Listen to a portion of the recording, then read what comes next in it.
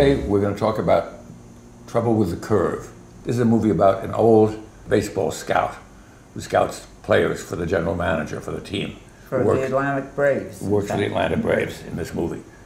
And he's gotten too old and they want to supersede him with computers. Yeah. There's an exact counter movie to Moneyball, which played last year. Eastwood does his usual grumpy old man thing. And going blind. And going blind and various, which I know quite a lot about personally. My eyesight's failing. And so often these movies... Well, I think you and Eastwood are close in age. I'm older. You're older than Eastwood. I'm older than Eastwood. He looks pretty good, as do you. Thank you, thank you. Amy Adams, his daughter, discovers that he's losing his eyesight, and she goes to help him and try and reconnect with her father. It was absolutely adorable.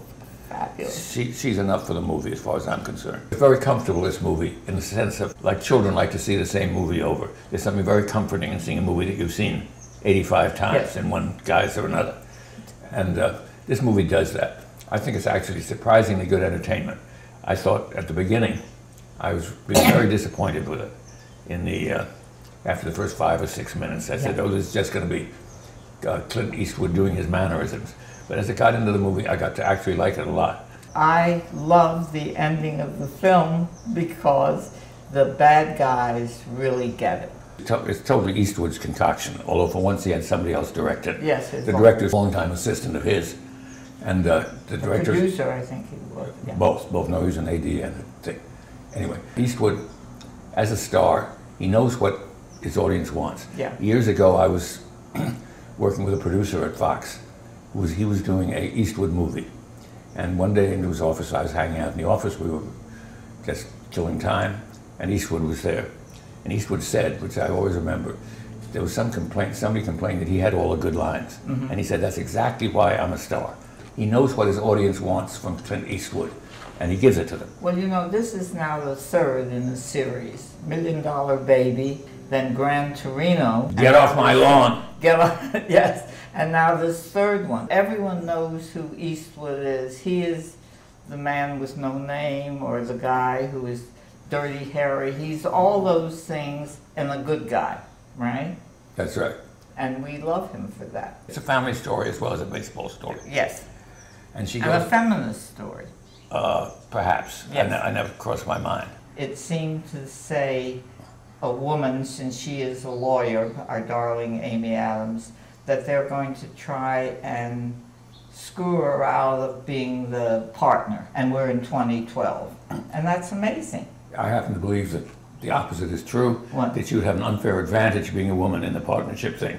They're anxious to have women partners, all these firms, to show that they're with it. And if I was a guy, I would complain that they were favoring her because she was a woman. Oh, you men. They have an advantage these days in almost everything. I mean, they have higher grades in college. Well, that isn't an advantage, No, because they're smarter. That's what I'm saying.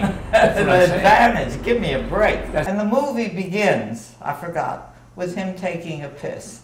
Why? I don't know.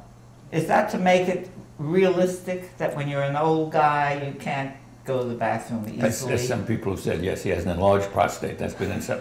But who cares? Well, that's an example of age. No, I think it's an example to show it's realistic. I mean, it's a sympathetic, it's a really a thing. This is the way it is to get old. That's right. But you can still be a winner if you have, if you still have it in your head. Maybe it's Eastwood is gone beyond his Western films and his Dirty Harry, trying to say something about himself. No. I think I'm a little less enthusiastic about the movie than you are, Lorenzo. It could have been a 2-hour television movie. Wife who died many, many years ago, he even pays a graveyard visit and sings "You Are My Sunshine" and pours her a glass of beer.